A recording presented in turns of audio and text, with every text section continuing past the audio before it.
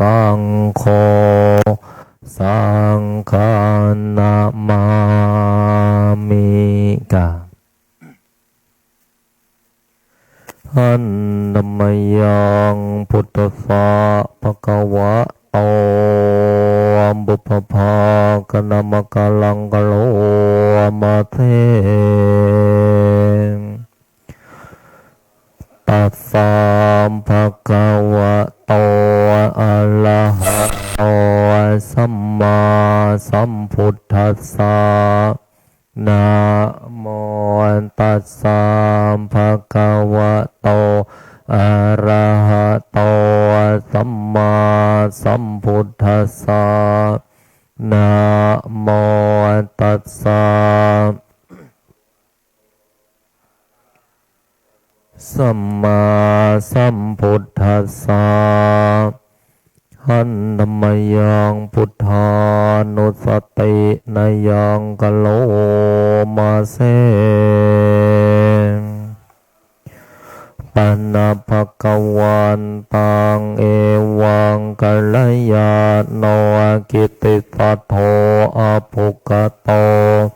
อิติปิโสภะคะวะ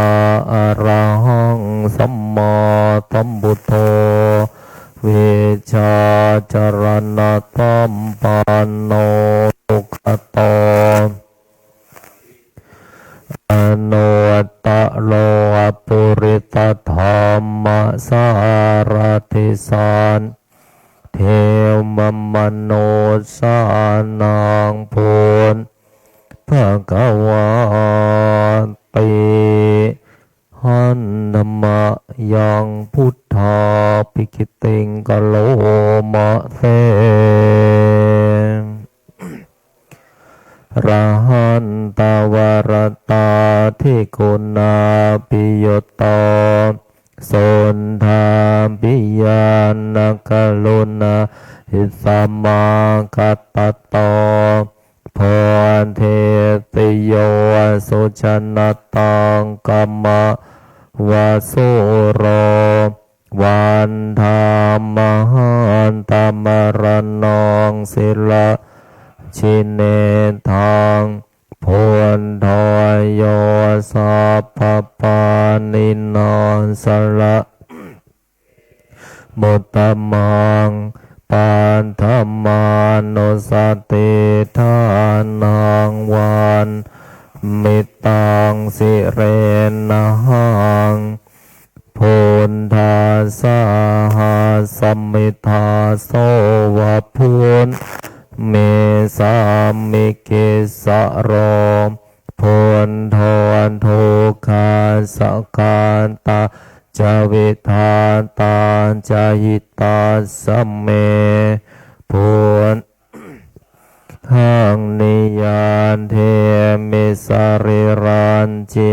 วิตันจิทังวันทันโตอัญจาริสา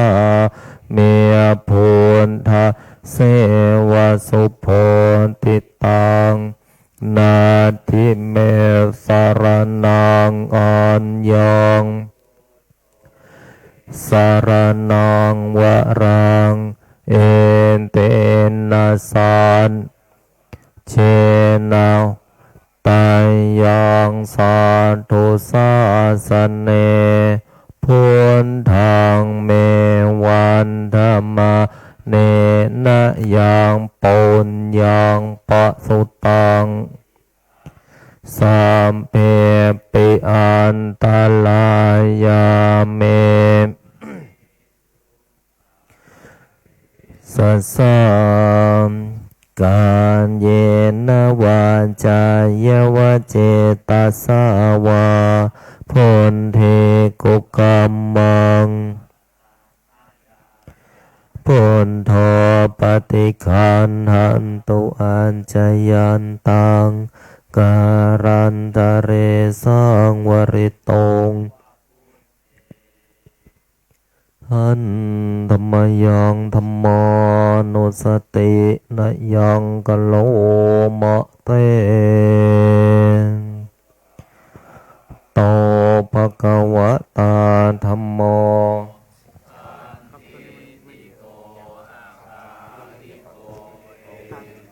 เดี๋ยวว่าท่านพอมันมีเสียงสด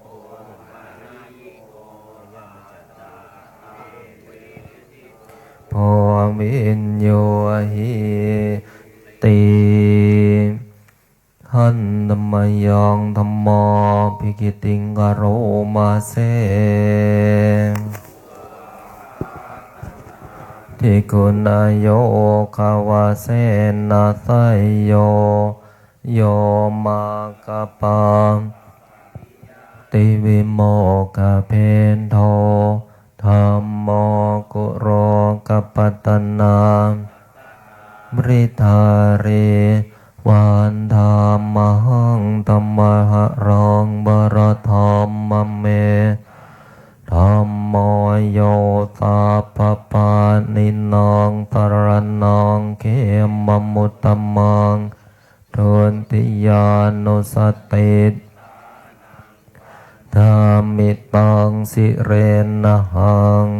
ธรรมาสาหัสมิทาโสวะธัมโมเมธัมโมทุกขาสังฆาตาจวิทาตาจอิตาตเมธัมมาสาหังนิยาเทมิสริรันวันทันโตนังจริสามิธัมมาเสวสุธัมมตังนาทิเมสรนังอัญญังธัมโมเอเตนะสัจวาเจนะวัตตายังสัตตุสาสเนธัมมังวันธรรมาเนนะยังปุญญังปสุตังสัมเพปิอันตรายาเมตัสสะเตสัสสะกายเยนะวาจายวะเจปะกตังมายายังธัมโมปฏิฆานันตุอาชยันตังวริตงวะธัมเมหันธัมมยังสังฆานุสตินยังกโลมาเสภะคะวะโต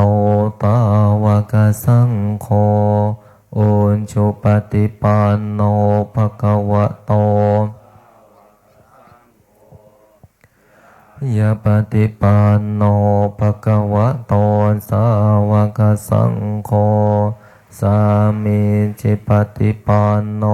ภะคะวะโตสาวกสังโฆ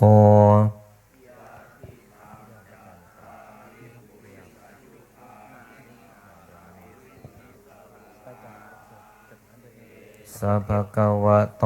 สาวกสังโฆ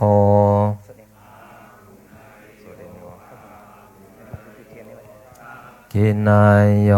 อัญชริกรณิโยอนุตตรังปุญญังสันติหันธัมมยังสังฆาภิกิติงกโรมาเส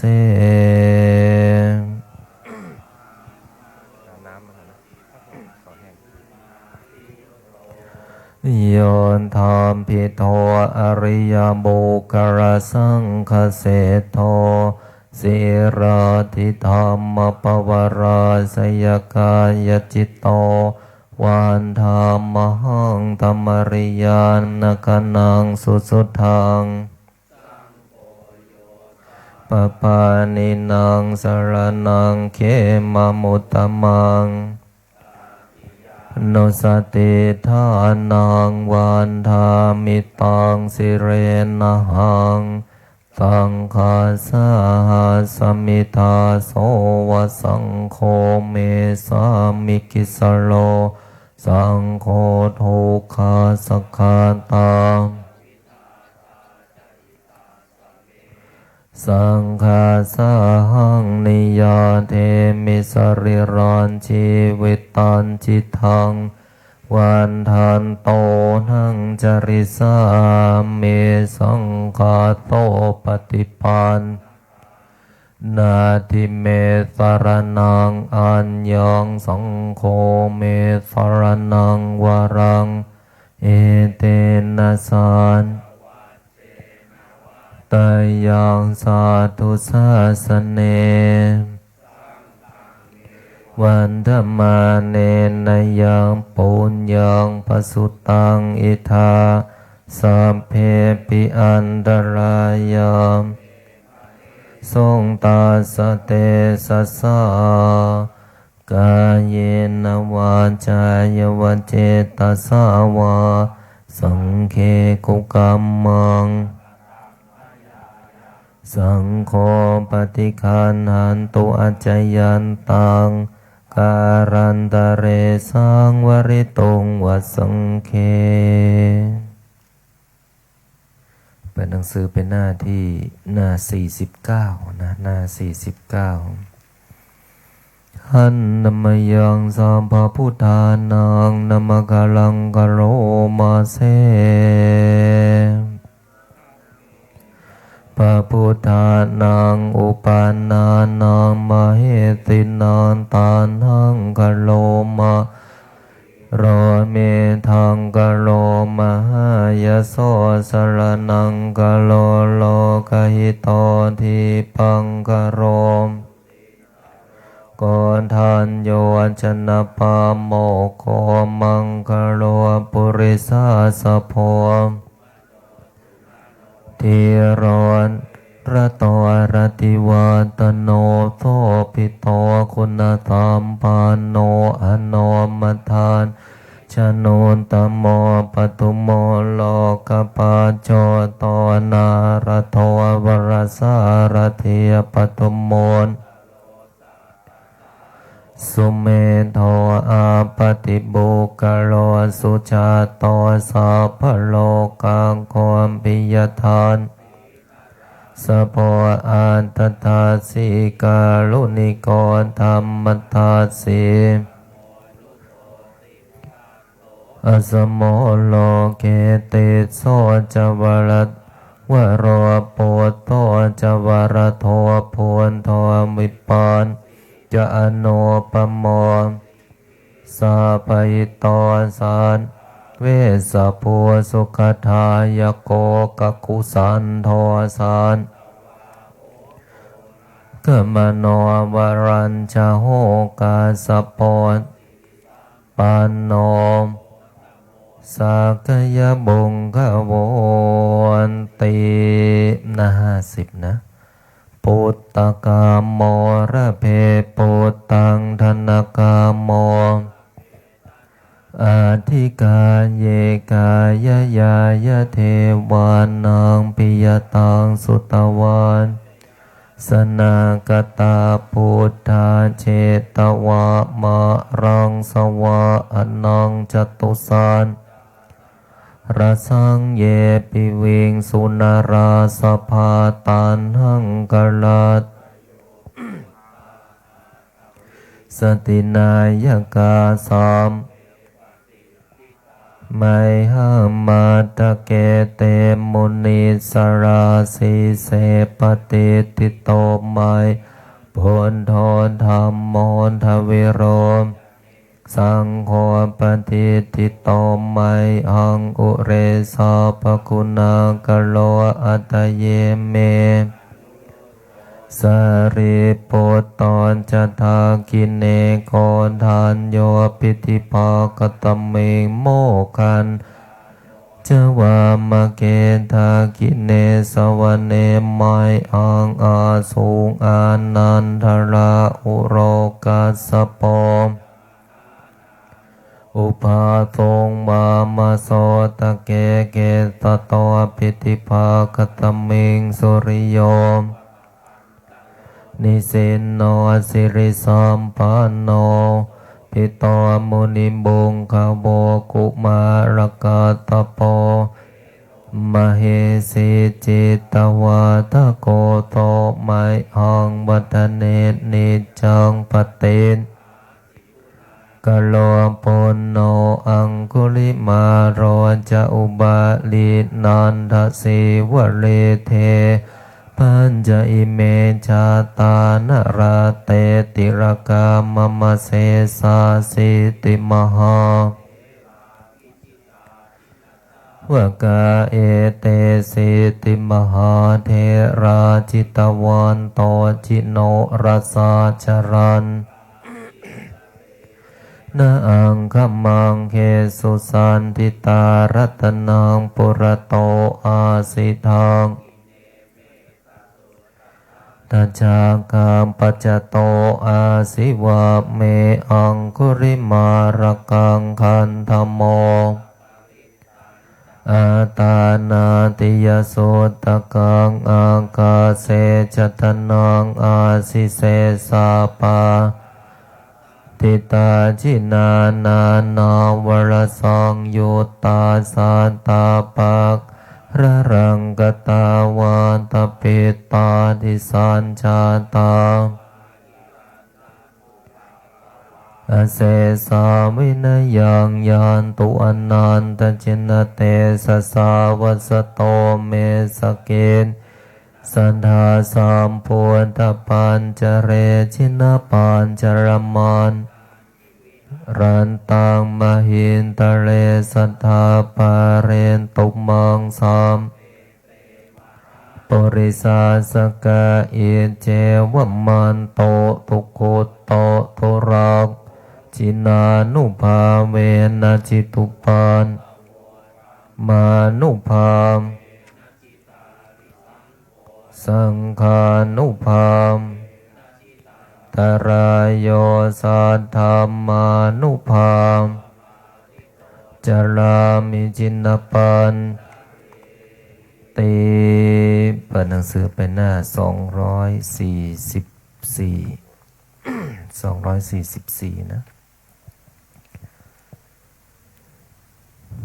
พุทธังชี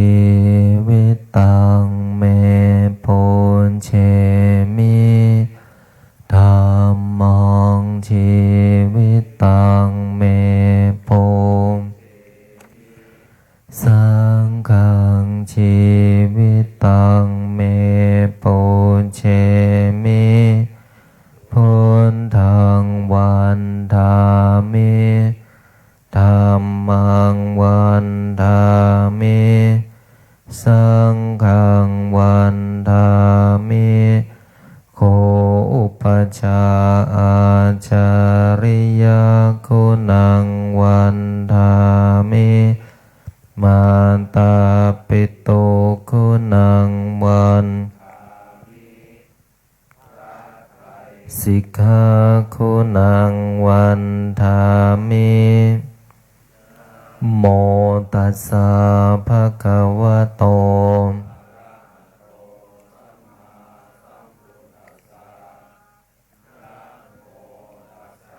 ภะคะวะโตอะระหะโตสัมมาสัมพุทธัสสะโมตัสสะ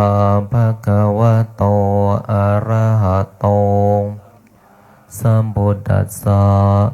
พุทธังสรณังคัจฉามิธัมมังสรณังคัจฉามิสังฆังสรณังคัจฉามิทุติยัมปิพุทธังสรณังทุติยัมปิมังสรณังคัจฉามิสังฆังสรณังคัจฉามิ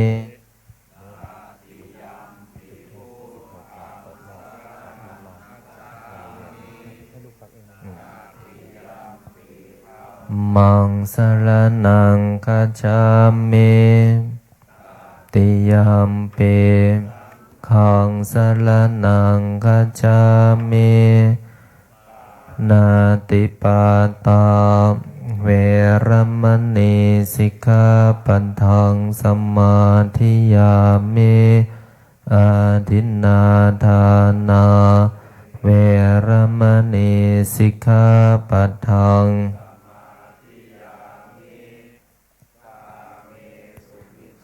จาราเวรมณีสิกขาปัทังสมาธิยามิวาทามเวรมณีสิกขาปัทังสมาธิยามิเม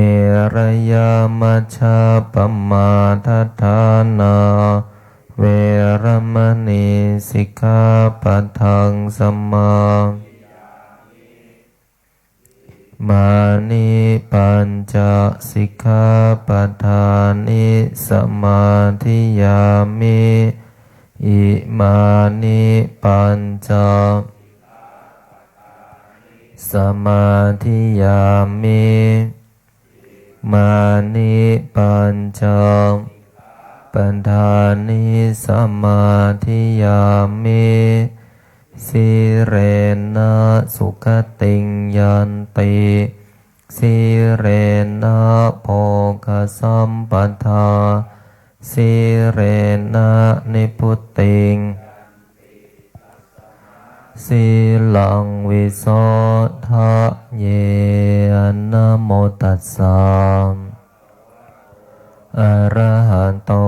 สัมมาสัมพุทธัสสะนะโมตัสสะภะคะวะโตสัมมาสัมพุทธัสสะนะโมตัสสะสัมมาสัมพุทธัสสะพุทธังอาราธนานังกโลมิธัมมังอาราธนานังกโรมิสังฆังอาราธนานังโมโพธิสัตโตอาคันติมายะอิติภควานะโมโพธิสัตโตติมายะอิติภควานะโมโพธิสัตโตอิติภควานะโมโพธิสัตโตนะโมโพธิสัตโตพรหมปัญโยนะโมโพธิสัตโตพรหมปัญโยโยโทโสโมหจิตเตนะพุทธัสสมิงปาปะกะโตมายาคัมมะธัมเมกะตังโทสัพพะปะปังวินาศสันตุโยโทโสโมหจิตเตนะธัมมัสสมิงปาปะกะโตมายาคัมมะธัมเมกะตังโทสัพพะปะปังวินาศสันตุโยโทโสโมหจิตเตนะสังฆสมิงปาปะกะโตมายาคัมมะธัมเมสัพพะปะปังวินาศสันตุนะโมตัสสะภะคะวะโตสัมมาสัมพุทธัสสะนะโม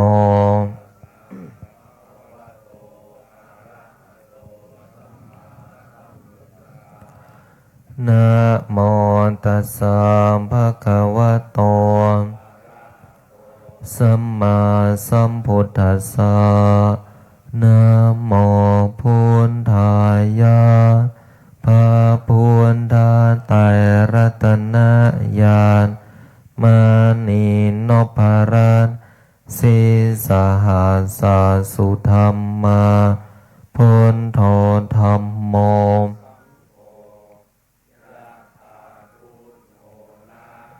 พุทธบูชาธรรมบูชาสังฆบูชาอังคิทานังวะลังคันทังสีวริจมหาเถลัง อาหังวันทามิทุระโต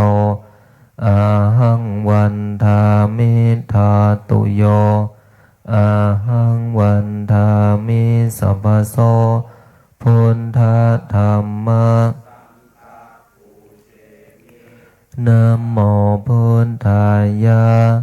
พระพุทธไตรรัตนญาณมานีนพรัตน์สีสหัสสสุธรรมาพุทโธธัมโมสังโฆยานธาพุทธโมนะพุทธบูชาธัมมบูชาสังกิทานังวาลังคันทังสิวาลีจมหาเทลังอาหังวันทามิทุระโตอาหังวันทามิธาตุโยอาหังวันทามิสัพพโสพุทธธัมมสังฆปูเชมินะโมพุทธายะพระพุทธไตรรัตนญาณมณีนพรัตน์สีสหัสสสุธรรมาพุทโธธัมโมสังโฆยะถาพุทธโมนะพุทธบูชาธัมมบูชาสังอังคิทะนังวะรังคันทังสิวะรินจมหาเทลังอาหังวันทามิทุระโตอาหังวันทามิธาตุโยอาหังวันทามิสัพพโสพุทธธัมมสังฆปูเชมินะโมพุทธายะพระพุทธไตรรัตนญาณมณีนพรัตน์สีสหัสสสุธรรมาพุทโธธัมโม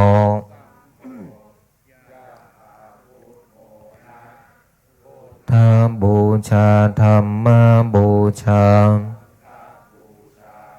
อาคิทานังวะลังคันทังสิวะรินจมหาเทลังอาหังวันทามิทุระโตอาหังวันทามิธาตุโยอาหังวันทามิสัพพโสพุทธธัมมสังฆปูเชมินะโมพุทธายะพระพุทธไตรรัตนญาณมณีนพรัตน์สีสหัสสสุธรรมาพุทโธธัมโมสังโฆยะถาพุทธโมนะพุทธบูชาธัมมบูชาสังฆบูชาอาคิทะนังวารังคันทังสิวะลีจมหาเทลังอาหังวันทามิทุระโตอาหังวันทามิธาตุโยอาหังวันทามิสัพพโสพุทธธัมมสังฆปูเชมินะโมพุทธายะพระพุทธไตรรัตนญาณมณีนพรัตน์สีสหัสสสุธรรมาพุทโธธัมโมสังโฆยะถาพุทธโมนะพุทธบูชาธัมมบูชาสังฆคิทานังวะรังคันทังสิวะริจมหาเทรังอะหังวันทามิทุระโตอะหังวันทามิธาตุโยอะหังวันทามิสัพพโสพุทธธัมมสังฆปูเชมินะโมพุทธายะพระพุทธไตรรัตนญาณมณีนพรัตน์สีสหัสสสุธรรมาพุทโธธัมโมสังโฆยะถาพุทธโมนะพุทธบู ชาธัมมะบูชาสังฆอาคิทานังวะรังคันทังสิวะริจมหาเทลังอาหังวันทามิทุระโตอะหังวันทามิธาตุโยอะหังวันทามิตัพพโสพุทธธัมมะสังฆะปูเชมินะโมพุทธายะพระพุทธไตรรัตนญาณมณีนพรัตน์สีสหัสสะสุธรรมาพุทโธธัมโมสังโฆยะถาพุทโมนะพุทธบูชาธัมมบูชาสังฆทานังวารังคันทังสีวาริจมหาเทลังอาหังวันทามิทุระโตอาหังวันทามิสัพพโสพุทธธัมมาคาปูเชมิเปิดหนังสือไปหน้า132นะหน้า132มหาสันติงหลวงนะอุปาตาสันติกถาแปลว่าการเข้าไปสู่ความสงบสุขที่ยิ่งใหญ่มนต์บทนี้มีอำนาจสงบระงับเพศภัยอันตรายที่จะเกิดขึ้นนะซึ่งมีอายุมากกว่า600 กว่าปีเป็นมนต์พระคาถาที่พระมหามังคลศิรวังสะเถระได้แต่งขึ้นในสมัยรัชกาลราชวงศ์มังรายนู่นนะมีทั้งหมด271 ข้อมีอยู่ครั้งหนึ่งพระอาจารย์ได้นำไปสวดกับคณะสงฆ์จังหวัดพะเยาที่วัดติโรกอารามโดยการนิมนต์ของท่านหลวงพี่พระพิรัตน์วชิระจันโทในตำแหน่งตอนนั้นท่านเป็นปลัดจังหวัดพะเยาพร้อมด้วยท่านผู้ว่าราชการจังหวัดพะเยาแต่ว่าเป็นการสวดย่อนะเป็นการสวดย่อตอนนั้นน่าจะประมาณ20 กว่าข้อแต่วันนี้เราจะสวดเต็มไม่ว่าอะไรจะเกิดขึ้นเราก็จะไม่ลุกถ้าท่านตั้งสัจจะนะสัจจะเป็นสิ่งสำคัญคนที่ทำอะไรสำเร็จมักจะมีสัจจะลองทำดูว่าถ้าเราไม่สวดจบเราจะไม่ลุกขึ้นถ้าเราตั้งใจทำด้วยการอธิษฐานมนต์บทนี้จะทำให้ชีวิตของเราง่ายขึ้นและทำให้อุปสรรคนั้นน้อยลงมนต์บทนี้นั้นเป็นบทพระคาถานะที่ปรากฏเกิดขึ้นตั้งแต่สมัยล้านนานะพระเจ้าติโลกราชก็คือองค์ที่สร้างวัดติโลกราชอารามนั่นแหละที่กวานพะเยานะเป็นผู้แต่งและก็นำมาสวดไม่ใช่ผู้แต่งนะแต่ว่าเป็นผู้นำมาสวดผู้แต่งนั้นชื่อว่าพระมหามังคลศิรวังสะเถระนะเป็นการบูชาพระพุทธเจ้าในอดีตพระพุทธเจ้าในอนาคตพระพุทธเจ้าในพระปัจจุบันพระปัจเจกพุทธเจ้า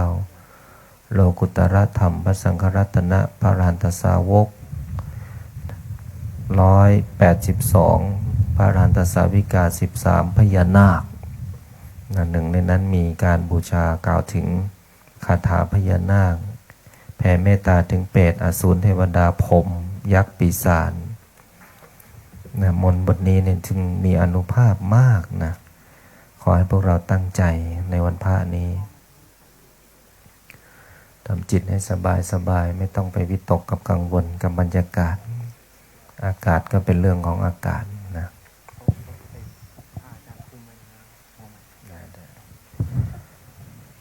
นะโมตัสสะภะคะวะโต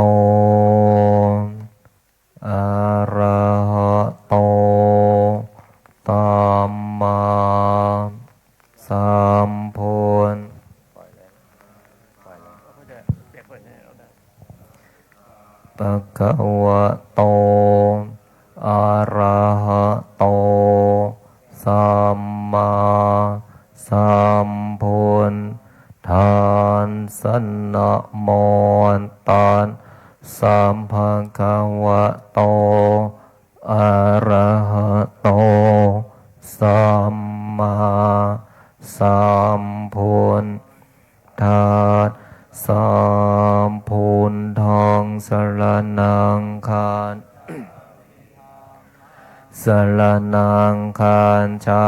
มิสังฆังสรณังคารฉามิภิพุทธังสรณังคารฉามิทุติยมมันสรณังคารฉามิทุติยมสรณังคารฉามิตติยมภิพุทธังมิตติยมคารฉามิตติยมภิสังฆังสรณัง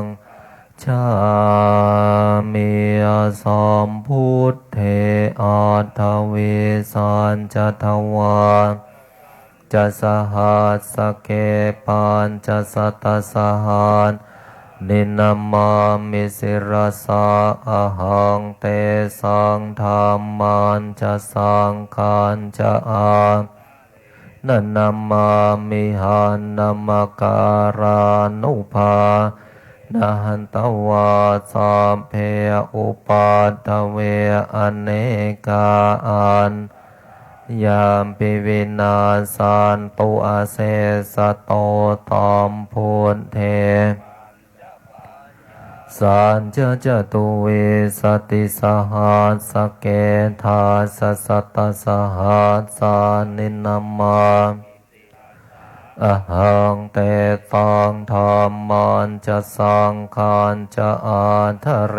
นะนามามิหันนามการามนะหันตวาสัพเพอุปัฏฐเวอเนกาอันยามปิวินาสันตุอาเสสะโตสัมพุทตัลลสเตอัตถจาตาริสสหัสสะเกหัสนินามามิสิรสาอะหังเตสังธรรมันจะสังฆันจะอานามามิหันนามการานุภาเวนะหันตวาสัพเพอุปัฏอันตรายามปิวินาศสันตุอาเสสะโตนะโมอะระหะโตสัมมาสัมพุทธัสสะมะเหสิโนนะโมมาสสวะคาตัสวะเตนิธนะโมมหาสังฆาสาภิวิสุทธาสิรทิทิโนนะโมราธาสรตนาตยาสสาธุกันนะโมติตาสตาสวัตถุตยาสปินะโมนาวิคาชันตุปัฏฐวานะโมติโหนตุสัพพทานะโมการาสเตเชนะวิธิมเตชะวาหันธัมมยังอุปาทสันติคาทายโยพนามาเสอายังธัมโมโลกัตถังชินนาเทสิโตมหาสันติงกาโลตุโนสัพติทายะโกสาภูปโตปัสสัมมโนภูตายะคานิวรโนอาการมัจจุสัมมโนโสกาโล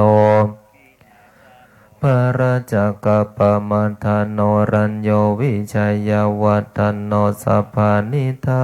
โลสันโตธัมมังวะคามิทุตโตวัตถุตยาสยโยยถาสังวันเนเต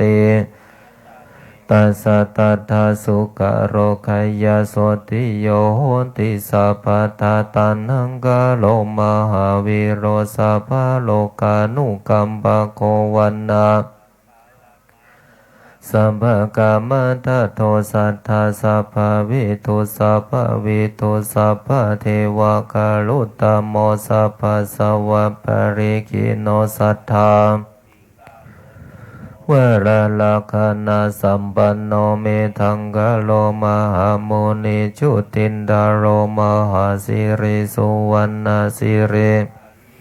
ทิปโรโปมหากายโยมหานาโทมหาปโรมหาการุณิโกกโรนตุโนมหาโมหันตมังหันตวายโยนาโทสารนังกโรเทวะเทวมนุสสานังโลกันอิตังกโรพยามปภาวิรุจิโตนิโรธาปริมันทโรนิโรธาปะกามพิมโพธโธสัทธาสิติรัตนุเพโททิปังกโรมหามุนิปปานิภาวะเตตัสสะทะเนทวัตตัสสะโยชะเนวัสสสตาโลเกวินายโกโลกกาโลสัทธารัตถาโสทิงกาโลนตุโนอัตถสิติหานุเพโทโกทัญโยนามนายโกสัพพะธัมเมอิอัสสมโม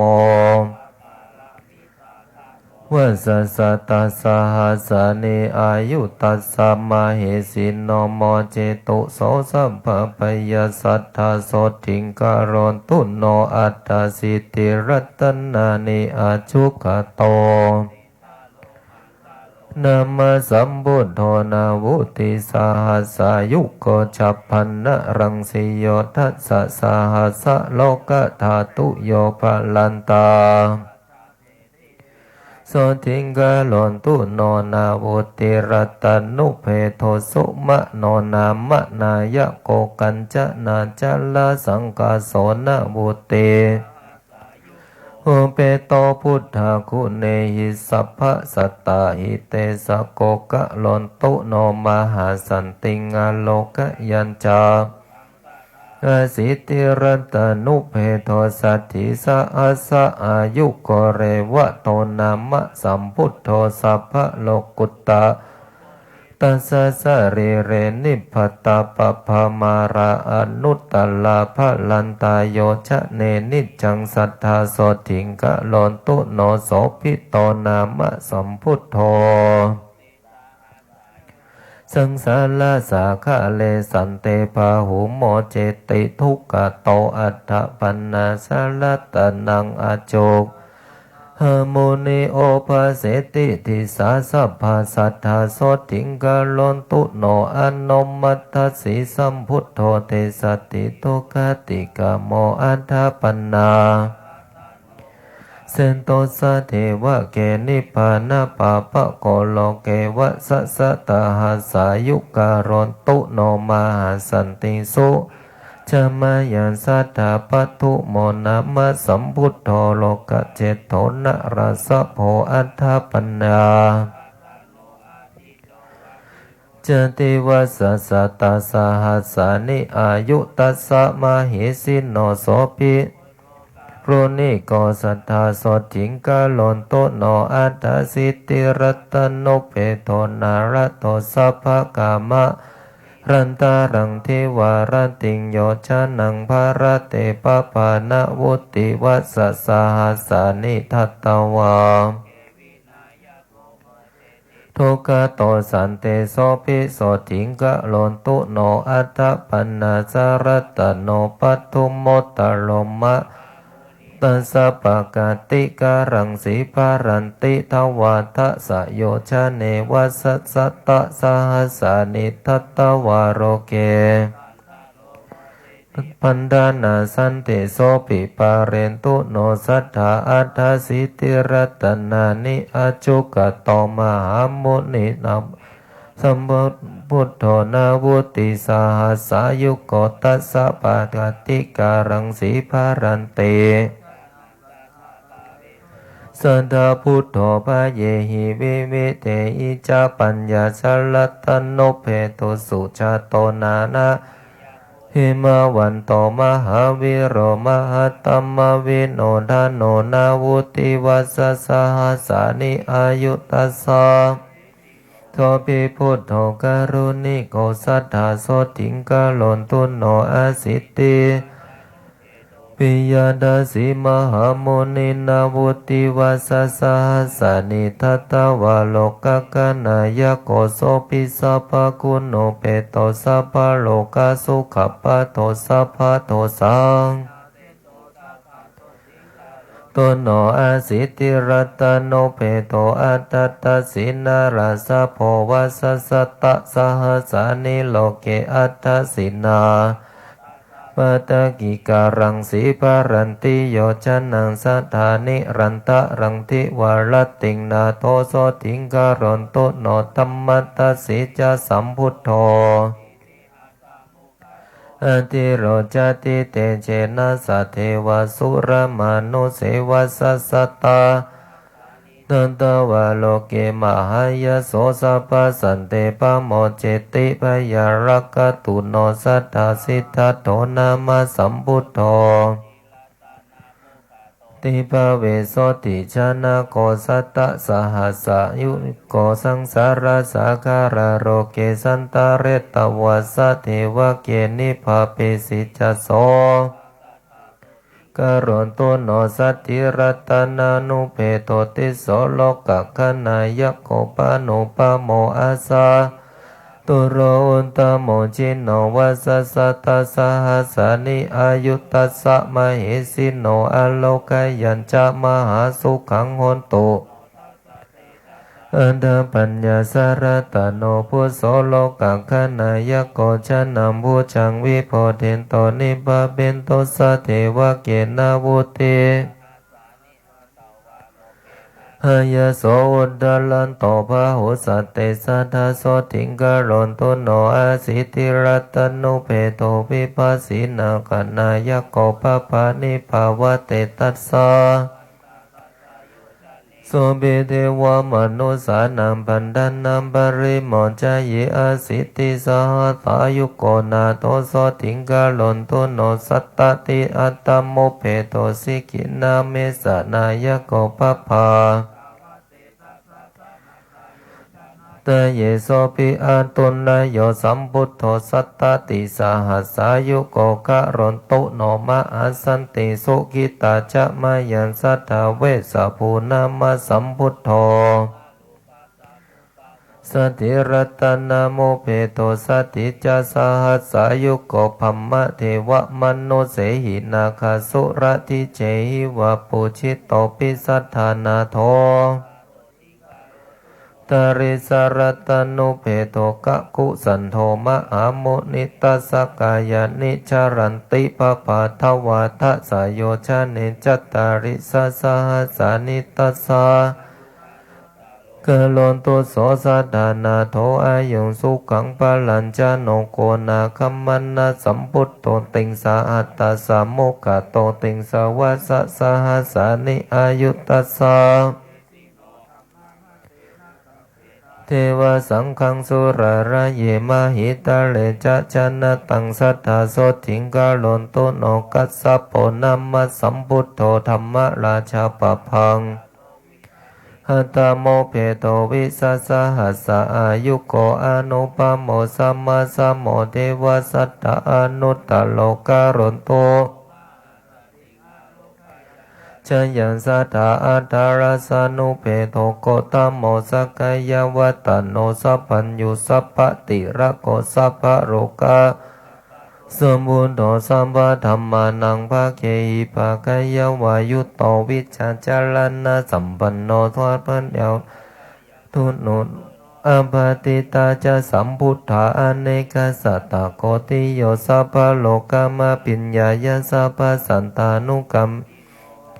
สัพพเวราภยติตาสัพพโลกสุขปัฏฐาสัพพโตสังบินาเสนตาสัพพโสติงกาลนตุโนอนาคาเตจะสัมพุทโธมหาเทโวมหาสันติงกาลนตุโนสัพเพปัญเจกสัมพุทธานิโรธาจานะโกวิธานิรารายานิราสังฆาอปา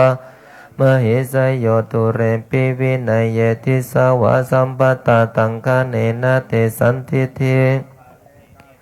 สันดาสันติงกาลนตุโนสาวกาตตาทิสัมปันโนธัมโมสัพปริยติโกสังสารสังขาราโลเก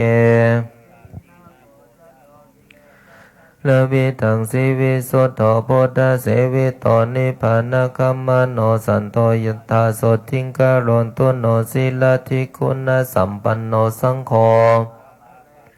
จิตตินทิริโยจิตตาปะโพธากินายโยอนุตตโรอนัสสาวปริสุทโธนิราสโสบาลา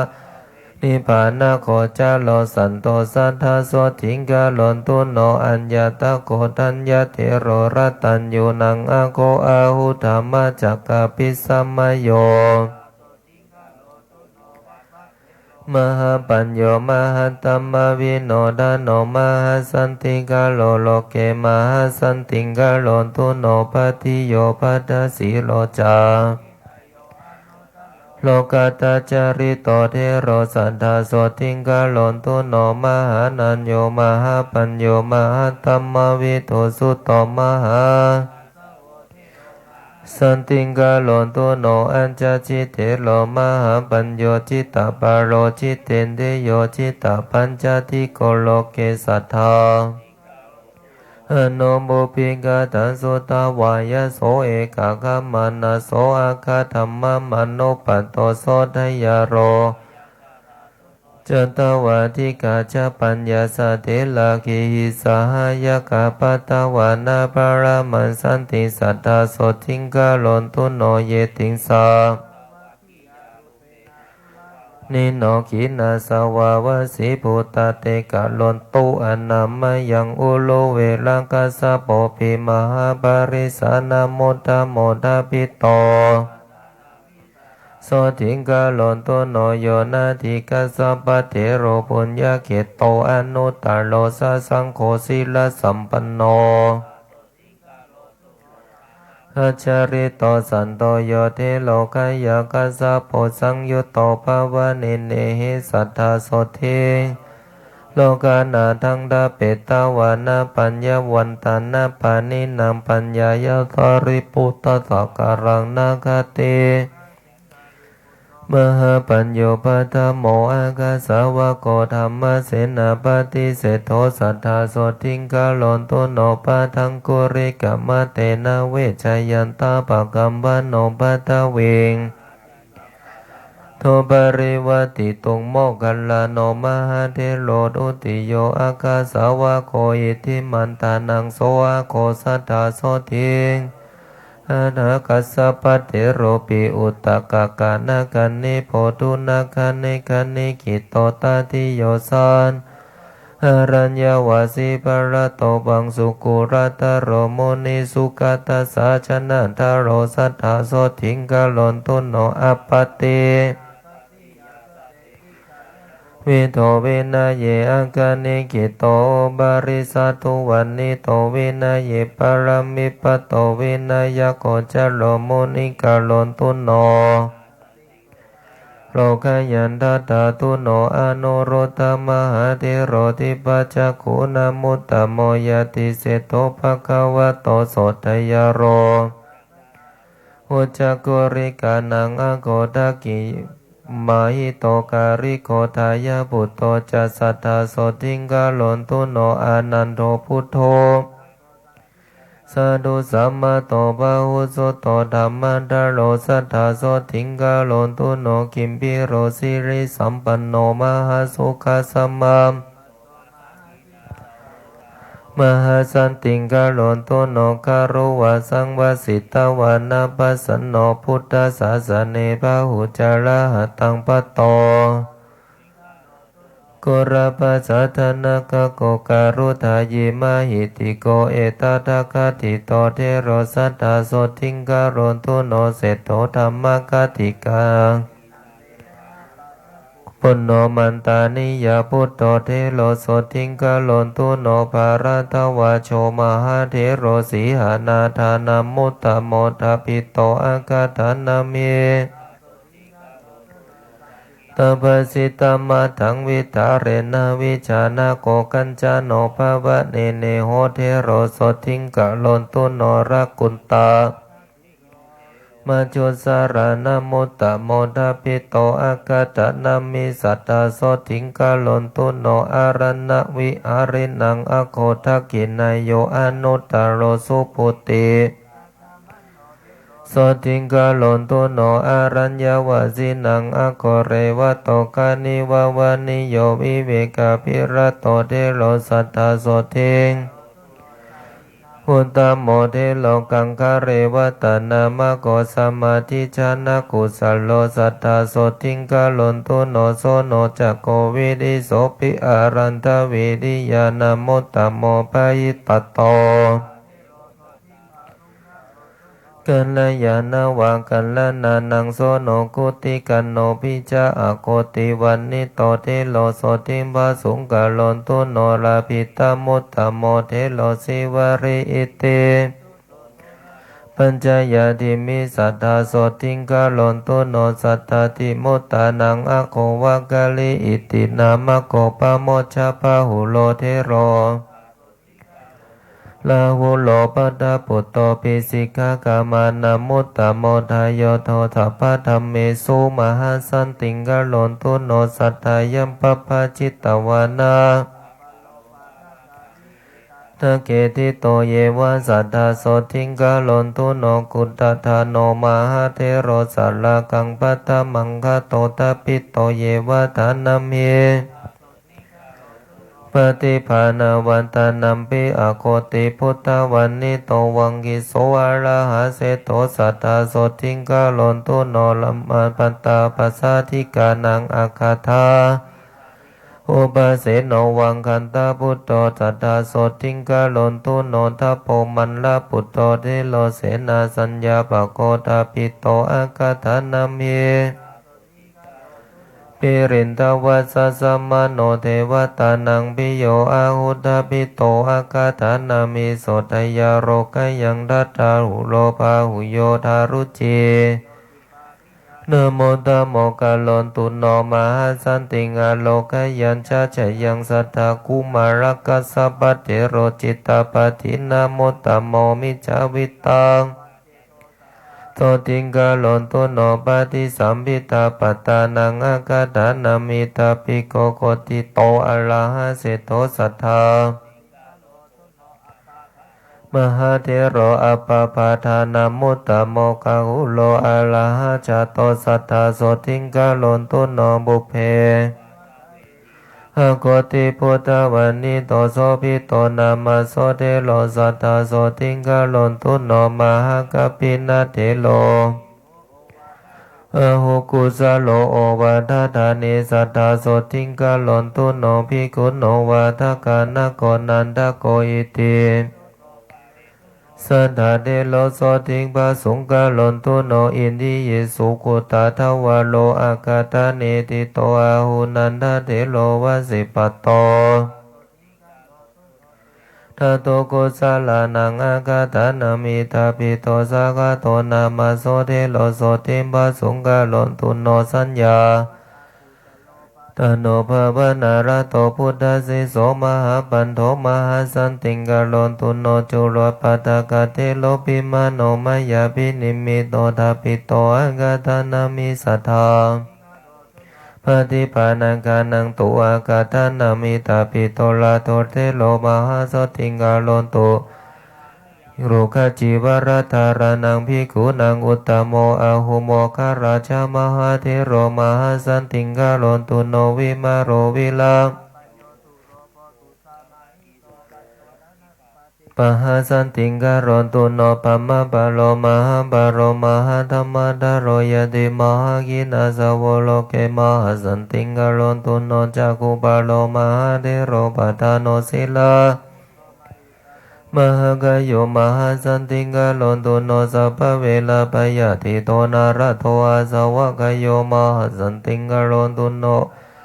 กโรตุโนพุทธบูชายานิระโตชินาปฏิปรายโนตัมปัสสะมะมโนเทโลสัทธาโสติงกโรตุโนปัจฉิภาวะสัมปันโนโคตโมภาวนาระโตเสนาสเนสุสัพพยังราชาจานันสัมมาราภิโกหิโกพุทธชายันโตสัทธาโสติงกโรตุโนพุทเทปัสสนมานาโสสุภาอุปัญจริกโตขินาสโวกโลตุโนบิมัจจนาปัจจุโตวาริโยสุสมัยโตชาโยทาเนวะเนวะสิสัทธาโสติงกโลตุโนอิติโยวินัยทาโรอติกันโตนารามาเรทาเรนโตวิมาโรวิลาโชจันโดชาทมบันนารเกตุนาพิมพิสารตาโชเทโลวันสิตาวานาภาเวนโตกุสลังปะหุงโยกะเกมามานุปะโตสัพพิโยสันติงกโรตุโนบุเพนิวาสังชานันโตปันโตโสตยาโรกยันตาตาตุโนปฏิโมกขามานุปันโตสยายะโคโคจลาภาราปิตาตาสังสีสัตตาโสติงกโรตุโนปันนาจตังวิชาเตตวาสังฆารังกิโตมหาเทโรมหาสันติงกโรตุโนอารัญญวาสาบิลโตภาวานิติสมุวโตธรรมานัมบารมิปโตอุตตโรปตุโนพยามุเพสมาราภิอุสโพระหะตังปันโตสัทธาโสติงกโรตุโนสัมมาปฏิสัมมาปันโนชลปิญโยมาอิติโกสิวะโกพุทธจายันโตสัทธาโสติงกโรตุโนสัตตาวันนาสังสารกัมมโนสัทธาโสติงกโลตุโนปัญจขันเทปริญญายาภาวยิตวานานิพุติปัตวานาปรมาสันติโพสิโยปะตุโนภยาอุปาณิสยสัมปันโนอุชโยพุทธมามโคพุทธภาษาตนะสัมปันโนปะปะชิจินะสัสสะกะฉันชโยยานามาโสเทโลสัทธาโสติงกโลตุโนบันลัญชโยมหาเทโรลามนโยมาอิติโกกโรตุโนอุโบปะปัญจบุญญัญจวิติวันโตอนาสโววิราเทโลระหัมปันโตสัทธาปันนามาสมหาเทโรงบังสุกุลตโรยติบุปกินจาวิติงกตวามหาสันติงกโลตุโนปัญจชินโนปัญจสังฆากิโตเทโรสัตตาโสติงกโลตุโนบุเพละคังวิจาเรนโตจินาปฏิปรายโนเปลาติสิโสวังสัตตาโรสัทธาปันนาเนยปโยนิกันตินาติเจวิเตอาจิโตโสมหาเทโรวิวัตานิสยเยบุญเยกตาวาสัมพุทธปฏิมากุระเทโรระหัมปโตมหาสันติงกโลตุโนวิปัสสิธรรมันทายาโทเทโรนิโทนานามโกนิพานกัมมานาสันติโทติโสวิชานุปโตสุขันโทนามโสระหะสัพพปะปะปริกิโนสัทธาปันโนจินากิเลโสมหาเทโรอภิญญาปารมิปัตโตสัทธาโสติงกโลตุโนกิเลสาจาปิตาเยนะจินาปนานาเตนะโสกัมมารปุตตมิมโรสัทธาอนุพุตตวาวิโพติโยติสัทเทโลมหาบุตโตมหาสันติงกโลตุโนสุวิมุตโตมหานาโคติหิวังเกหิมุตตโกสุมังกโลวินาดาโลนิลาสะโสมาราคิลาวิโสดานวิเบกาเประโตคุตโตสัทธาโสติงกโลตุโนปาริเบกามานุปโตสิริมานันดนามโคภาเวนโตพุทธสัมมามาราโตสมิติภาวนาราโตสมิติคุณสัมปันโนสัทธาโสติงกโลตุโน เจ ทิโมโตสัพพสังสาราสัทธาโสถิงกาโลนตุโนเสนาสนานิปันนานิเสวันโตจานะมาราภิจาราพิญโยมหาจุนโทสัทธาโสถิงกาโลนตุโนจันนาเตโลสหชาโตสัทธาโสถิงกาโลนตุโนเมกิโยพุทธปัฏฐโกชินาปฏิปรายโนมิจจาวิตากุปเจโตสัทธาโสถิงกาโลนตุโนอุปวันโนมหาเทโรมหากายโยสัทธาโสถิงกาโลนตุโนสังคิจโจโจรธรรมโนสัพพสังโยชนะกายโยภาเรนตุโนสัพพพยโสตยโลกยังดัตตตุโนปัญหาเนตาชานาราโตยติโสภโกยสัมปันโนสัทธาโสถิงกาโลนตุโนเกตสัมปัตติสัมปันโนวัตตมโนวโสตินาสุมโนเทวมนุสานันสานุเทโลภหุโสโตเมตตาชาเยตโมคติสัทธาโสถิงกาโลนตุโนโยจาบุเพกตังปะปังกุสเรนะปิติยติอังคุริมาโรโสวิปัสสนาทุระเยปิเทระสมมัตญาณิกากินาสวามหาเทชามหาธรรมวิโนทนานายิกาจานิกาเยปิธรรมาภิสัมมยทโยสัพเพละตัญญูนางภิกขุนีนางโคตมีจินนามาทุจาตาปิตังคาถานามิสัทธาโสถิงกาโลนตุโนมหาปัญญามคาถาเดมาธิกากากาสาวิกาพุทธเสตสัสสัทธาโสถิงกาโลนตุโนเทริอุปลาวันนาจาอิทธิมันเตสัทธาโสถิงกาโลนตุโนวินัยทารินังอาคาปตาจารติวิสุตตาตาปิตาคาถานามิสัทธาโสถิงกาโลนตุโนธรรมกัปปิภวราธรรมทินนานิกามิกาตาปิตาคาถานามิสัทธานันทเทลิตินามิขาอาคาถาเนติตาหุสัทธาโสถิงกาโลนตุโนอันทวิริยานังอาคาโสนักเทติติมามิกาตาปิตาอาคาถานามิสัทธาอากาคาบุราอิติวิสุทธาวิสุทธนานานาสาภิสัทธาโสถิงกาโลนตุโนคุณดาราเกสีภิกขุณีกิปาปิญญาณมุตตมาทาปิตาอาคาถานามิสัทธาโสถิงกาโลนตุโนเทลิพัทธาสาสังเจวะภิกขุณีนางอาคาโคติงกาโลนตุโนเทริตุพัตตกัจจนามหาปิญญาณมุตตมาจิเนนะสุขันทุขังสาสัทธาโสถิงกาโลนตุโนจุรธากิสาปิโคตมิทาปิตาอาคาถานามิสัทธาโสถิงกาโลนตุโนสิงคารมาตาภิกขุณีสัทธาติมุตตานามุตตมากาโลนตุโนมหาสันติงอโลกยัญจาสุขังสัทธาอัญญาภิกขุณีโยสัพพะยะโสภะโกติสัมภวะโสตาปันนาทโยเสกาสัทธาปัญญาสิกากิกาภาคโสกิเลสัทธานาสัทธาโสถิงกาโลนตุโนสุมโนทัปปะตะโคจัมปะโยมุจจารินโตจักกัมปะโลปุสสะคิสะโลกะละนะโคมหาการโรสังกัปปะโรมโหตโรมณิกันโทมณิอาคีอาลุโนทัตตาระโตจักกุงกุริโลปะระระโกจิตตารณโคมหาวิโลจักยาปุตโตจวาสุกิกันหาโคตโมทโรอาหิจโตนาคาเอลาปะทาดโยอาศิวิสาโครวิสายิสะเพนายนาวุฒาธารตาวาธารตาวาปะปะทายานาทิจารการนตุโนเนนชามาตานิตาเปตาอุจุสันติจโรมะกามินตาสัมเปตโยเปตาเปตามิกาตโยปาเรนตุโนสัพพะพยาสัทธาเตสุขิโนสัทธา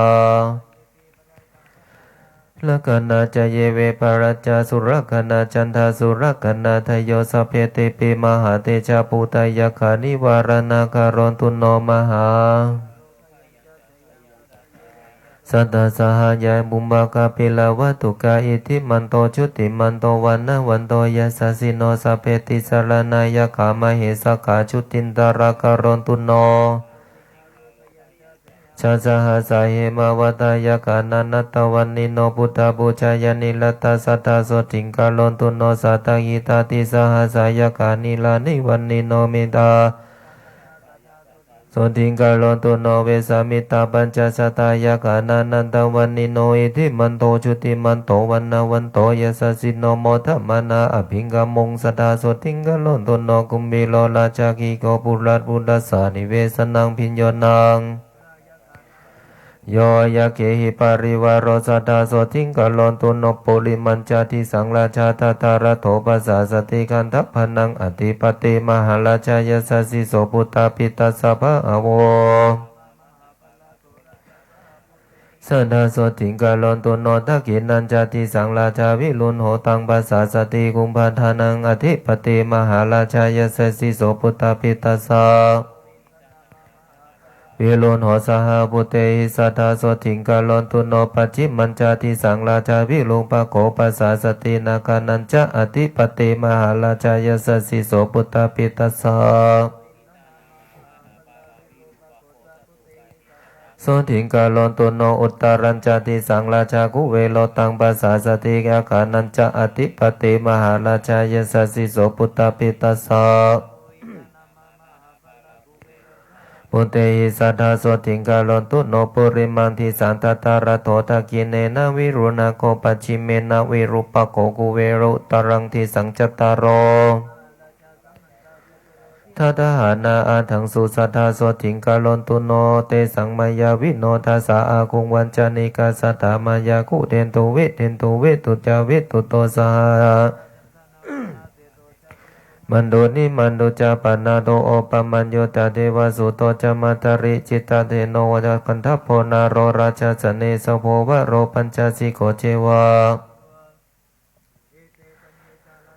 กันทปาจามหาปารโมทมานาสัทธาโสติงโนการนตุอนามยังมหันนานาคาสานาคาเวสัญญาสหตัจจกกัมปรัตตราชปิเทวุปตาสิตาภรา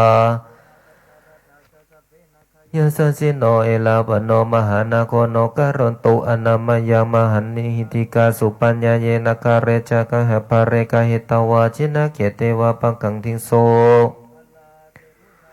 สัพเพโสติงการนตุอนาถตาปัตถปยโปจเตโชจวายโยเทวมหิติกาอุปจาเรนานิปัตตาสัทธาโสติงการนตุโนวะลุนาวารณาเทวโสมาโจเจจสาสหะปันนาทโยทญามาเยวิมาเนรัตนามาเยติโตตเมวิหันตาวานาสุริยโสติงกาลนตุโนจันโทสิลกาโลโลเกปภายุชริโตทโยมหันตการาวิทังสีสหสิเทวาสัมมาจตุเวยามาจันทสุปนิสาเทวาเทวาสุนิยานิสิตาพุทธสัมมามังคสัพเพทตาโสติงกาลนตุโนนาคตานิปุระคตวาสกปรินดาโตเสโตสัทธาโสติงการนตุโนมหันนาสหภูเทวาสารมกิสิการิวะอริตกาวารุณาสหธรรมจาอสุจาจาอเนจกสุรยโรจิราเทวเทวาวาสวเนสิโนทัสเสเตตัสสะทากายสัทธาโสติงการนตุโนสัมมนามหาสัมมนามานุสัมมานุสุตตมะ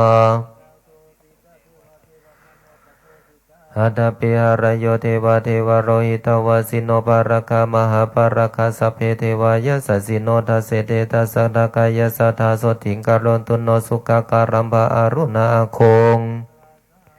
โอปะไคหาปะโมกะอาคงเทวาวิจักนาสัทธามันตหารักจามิสกาจายสัสสิโนทานายัมปะกะปัญจุโนโยทิสาภวิสติทัสเสเตตัสสะทากายาอิติมันโตจุติมันโตวันนาวันโตยัสสสิโนโมทัมนาจินาธานาสัทธาโสติงกาลนตุโนโรกตาตุสหเสตุสัตตเวเววัสสัมมันตโตกันตาจัญญาจโชตินามามหิติกามดัมมิสกาลามาเสถาสัทธาโสติงกาลนตุโนจารตาจจารตัญเยเทวกัจจกัตโกยะกะกันทัปปัจจคุมบันดาเมตตาจินดาจัสสะเพเตโสติมบาสุงการนตุโนตาวติงสาเจเยเทวายามาเทวามายิธิกาตุสิตาจามหาเทวาวาสวัติสุรติโนสัพเพเทวาสวาสวาพุทธบูชายานิลัตตาสัทธาโสติงการนตุโนปมโนปริจจจจเจยปมาปุโรหิตามหาปมาจัสสะเพเตส สัตตสัมพุทธัสสะปะรายณกาลตุโนมหาสุติเสกาเสกาปุถุชนะปริตาปมานาภาอปมาจปัตตลตถาพุทธบูชายานิลตาพริกาสัมเพตปะทันตหิเตสิโนกาลตุโนมหาสันติสุติมาโลกยมายุมปังปริตาสุภมโนอปมานาสุภาเจเยสุภกินาจภมโนพระนาโลเกพุทธจานาลตาสดาหิงสาสะเพสุตตะตุทิงกโลตุโนมหาภราปิภมโนจตุตจานาสันติโนเบตเสกพุทธจานาสัทธาสัทธาสันติงปมโนจินาสาวกาวิกามดาสัพเพสัทธาสันติงการตุโนอัตตมานัมภมโนจตุตจานาสันติโนภมวิกาสัพเพสัทธาสติงการตุโนสุทัสสาอบุณกรรมนกรรมเมสันติภาสุงกโลตุโนปัมมาวิหารสัมปนาจินาปฏิปรายณปัมมโนจุตสีนามาสัทธาโสติงกโลตุโนอาคานิทัจปัมมโนเหตัจปากิเนหิจากโลตุโนปัตมารูปปัมมโนสัพพรูปวิลากิโนจินาปฏิลตัสสะเพสัทธาโสติงกโลตุโนทุติยารูปปัมมโนเหตัจนาวิลากิโนจินาปฏิรตัสสะเพเจตสานันจิตันนิโนอาจินาปฏิรัตสัพเพสัตตาโสติงกาลตุโนจตุตารุปปมาโนเหตจนาวิลาคิโนจินาปฏิรัตสัพเพสัตตาโสติงกาลตุโนเทวายกาภิสาเยหิสัจจิงชิจฉาธราทโยอากาสถาจพัมมโนจารตาจันตริกาชาตาวิทโยเยสันตาสัทธาโสติงกาลตุโนมาราเสนาวิคาตัสสะจินัสสะสุกัจจายิโนเตโชภะเรนานานาคุณาวิจิตาสารุปกายสัสสะตุโนสัพพะเทวมนุสานังภานะภนวิโมจิโนเมตตาภเรนามหาตาสัทธมังคลมัตุโนสัพพยุตาดิกายสา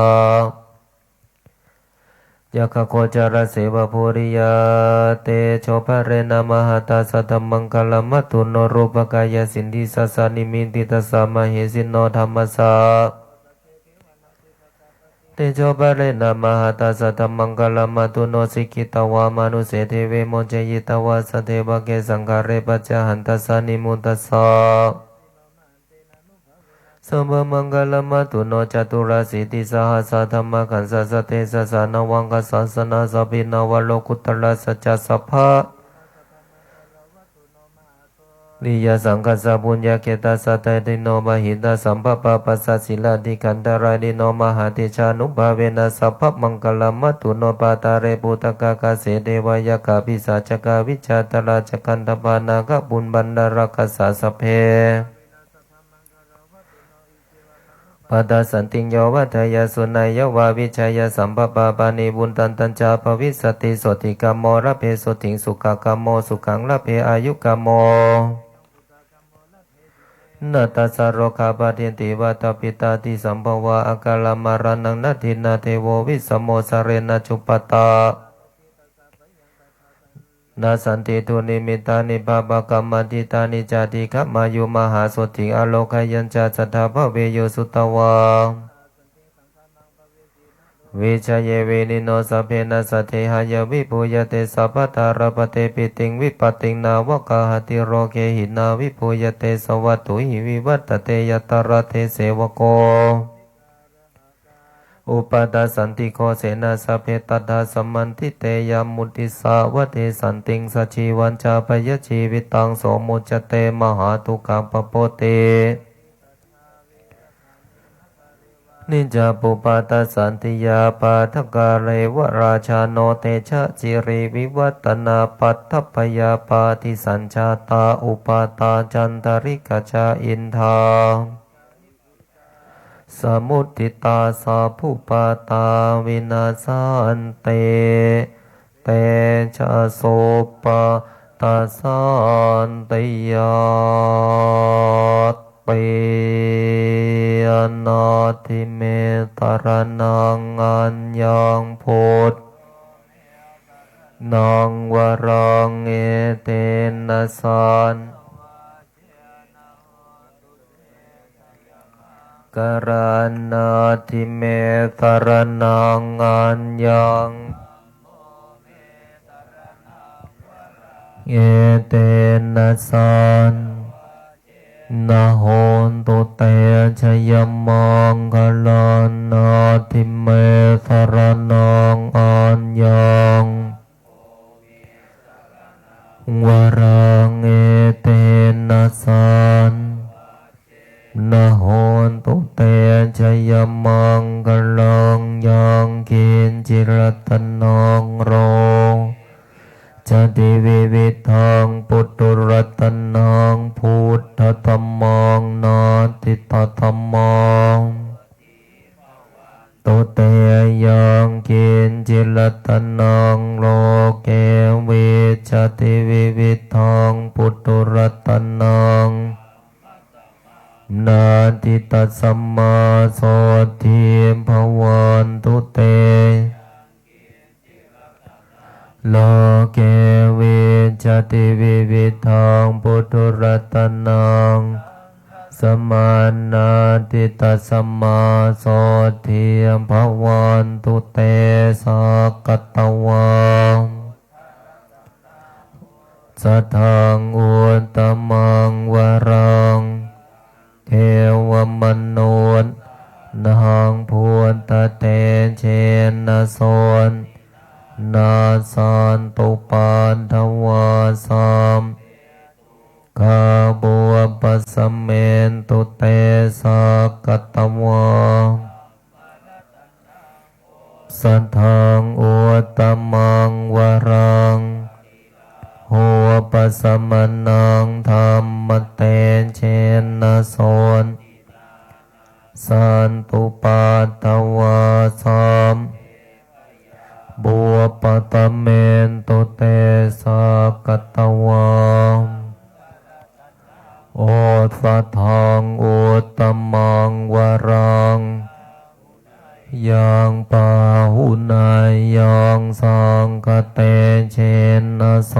ทินานาสันตุปานบัวปัสสเมนตุเตขีนังบุราณานาวานาทิสัมภวังวิรันยติเกอัมภวสเมงเตกินภิชาอภิโรนติเทรายทายามปฏิปออิธรรมรัตนังปณิตังเอเตนะสันปฏิโหนโตทุกขปัตตา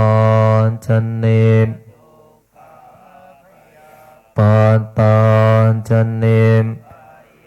โสกปัตตาชเนโสกโหนโตสามนิพพานิโนเอตาวตาจะอามเหอิสัมปตังปุญสัมเพเทวานุโมทานตุสัมปฏิเสธิยาทานนันทัฏฐานตุสันสีรังรักขันตุสัมภาวนาภิรตาโหนตุคานหัวตาคตา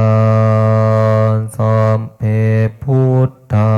มพลับปัตตาปัต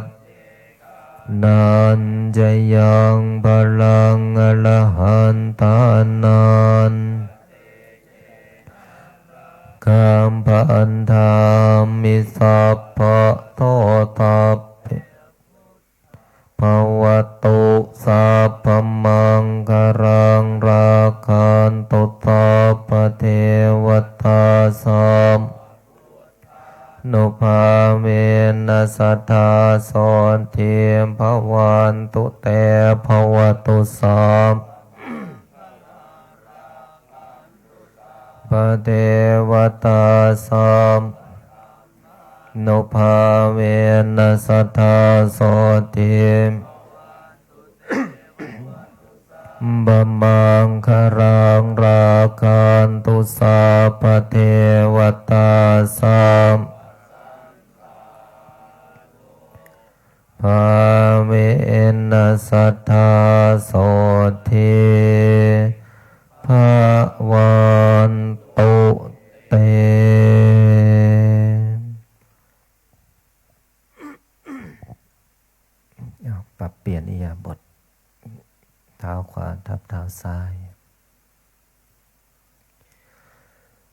มือขวาทับมือซ้ายนะอยู่ในอิริยาบถนั่งขัดสมาธิ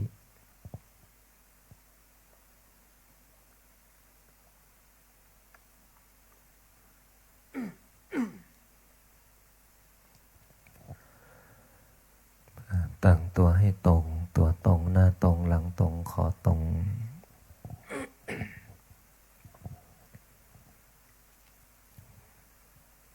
หลับตาลง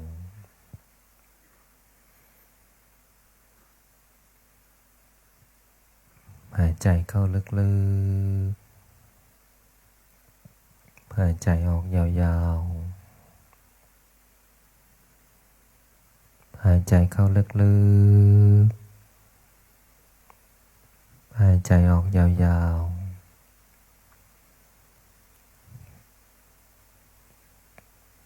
ปิดวาจาไม่พูดไม่คุยกันนะกำหนดจุดตรงใต้สะดือ2 นิ้วนะกำหนดจุดตรงนั้นนะเมื่อกำหนดจุดรู้จุด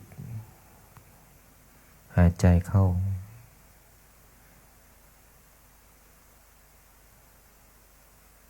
บริกรรมว่าพุทธในขณะที่หายใจเข้าออกก็ดูลมหายใจเข้าพุทธออกโทไม่เพ่งไม่เก่งจิตที่มีกำลังเป็นจิตที่ทรงอารมณ์จิตที่มีพลังทรงอารมณ์เป็นจิตที่มีอำนาจของจิตนั้นยิ่งใหญ่กว่าสิ่งอื่นใดเมื่ออำนาจของจิตของพวกเรามีกำลังของสมาธิในขณะที่เราสวดมนต์สิ่งอื่นใดที่เข้ามาก็ไม่สามารถเข้าไปสู่ถึงจิตได้แต่ถ้าเราจิตอ่อนไหวจิตหวั่นไหวจิตอ่อนแอจิตหดหู่จิตเศร้าหมองมันไม่ไหวตั้งแต่ไม่สู้แล้วก็คือใจไม่ไหววันนี้เห็นได้ว่าไม่ว่าอะไรจะเกิดขึ้นฟ้าจะร้องฝนก็ตกฝนจะตกแดดจะออกพวกเราสู้ได้เมื่อวานพวกเราก็เดินไปตั้งแต่วัดป่าแดงบุญนาคมุ่งหน้าไปสู่วัดพระเจ้าตนหลวงมุ่งหน้าไปสู่พระธาตุจอมทองในแต่ละสถานที่นั้นเป็นสถานที่เก่าแก่โบราณแม้กระทั่งวันนี้วัดพระธาตุกิ่งแก่งที่พวกเราไปล้วนเกี่ยวข้องเกี่ยวเนื่องกับพระพุทธเจ้าทั้งนั้นนะมีอายุมากกว่า500 ปีขึ้นตามประวัติที่ได้กล่าวไว้หรืออาจจะนานกว่านั้นแต่มนต์ที่เราสวดในวันนี้มีอายุถึง600 กว่าปีพลังอำนาจของมนต์และอำนาจของจิตอำนาจของสมาธิและพลังที่เกิดจากบุญของพวกเราทำให้เป็นเกราะป้องกันเป็นกำลังแก้วเป็นกำแพงแก้วเป็นวิมานแก้วเป็นดวงแก้วเป็นดวงจิตเป็นดวงธรรมบุคคลใดที่มีความเพียรบุคคลใดที่มีความอดทนบุคคลใดที่มีความสัจจะบุคคลใดที่มีความปรารถนาในบุญบุคคลนั้นต้องอดทนตั้งมั่นคงไม่หวั่นไหวมีความเพียรเป็นเลิศ เหมือนพวกเราได้ตั้งสัจจะอธิษฐานว่าเราจะบวชเนี่ยแต่ถ้าเราถามตนเองว่าบัดนี้เราได้เป็นพระแล้วแต่ความเป็นพระนั้นคืออะไรไม่ใช่นุ่งห่มผ้ากาสาวพัสใส่สบงคล้องจีวรนั่นหรือคือพระหรือว่าโกนผมแล้วไม่มีคิ้วแล้วนั่นหรือคือพระความเป็นพระคืออะไรเมื่อเราบวชเข้ามาแล้วมีศีล227คืออะไรศีลคืออะไรพระคืออะไรแล้วเราเป็นอะไรณเวลานี้นี่เราบอกว่าเราเป็นพระพระคืออะไรพระก็สิ่งที่พวกเราทำอยู่นี่แหละคือความเป็นพระเนี่ยพระไม่มีมนต์ก็ไม่ใช่พระพระไม่สวดมนต์ก็ไม่ใช่พระพระไม่มีธรรมก็ไม่ใช่พระพวกเรานี่สวดมนต์ฟังธรรมตื่นแต่เช้านอนแต่ดึกไม่ว่าแดดจะออกฝนจะตกเราอยู่ใต้ฟ้าอยู่บนดินไม่มีอะไรต้องกลัววันนี้เห็นกำลังจิตของพวกเราทุกคนตั้งมั่นถึงแม้ว่าจะสวดทันหรือไม่ทันแต่ก็ตั้งใจสวดทำให้ทวยเทพเทวาสิ่งศักดิ์สิทธิ์ทั้งหลายที่นี่สั่นสะเทือนไปถึง3 แดนโลกธาตุด้วยกำลังจิตด้วยความเป็นพระด้วยศีลที่บริสุทธิ์ด้วยจิตที่บริสุทธิ์มนต์ที่มีอายุมากกว่า600 ปีนี่เหมือนมนต์ที่มีกำลังจิตปรากฏเกิดขึ้นเหมือนมนต์ก็ตื่นนะเหมือนเราไปปลุกมนต์บทนี้ให้ตื่นขึ้นนะด้วยกำลังบุญด้วยกำลังจิตพระ100 กว่ารูปนะแล้วพวกเราเป็นพระที่เป็นพระจริงๆคำว่าพระที่เป็นพระจริงๆก็คือนอนดึกตื่นเช้าตั้งแต่ตี 3ตี 4บำเพ็ญแล้วตี 5สวดมนต์แล้วพูดง่ายๆตั้งแต่ตื่นนอนถึงเวลานี้พวกเรายังไม่หยุดทำบุญเลยนะท่านยังไม่หยุดนะเราลองนึกตัวเองดูของความเป็นพระเราเนี่ยยังไม่หยุดจะหยุดนู่นแหละก็ต่อเมื่อเราเข้าที่พักหลับตาปิดตาปิดจิตปิดอารมณ์ปิดความรู้สึกจำวัดนี่คือความเป็นพระนี่คือหน้าที่ของพระและพระทำอะไรนี่แหละเรากำลังทำอยู่นี่แหละแต่อย่าไปเปรียบเทียบกับคนอื่นนะว่าคนนั้นไม่ทำคนนี้ไม่สวดไม่ต้องอย่าไปว่ากัน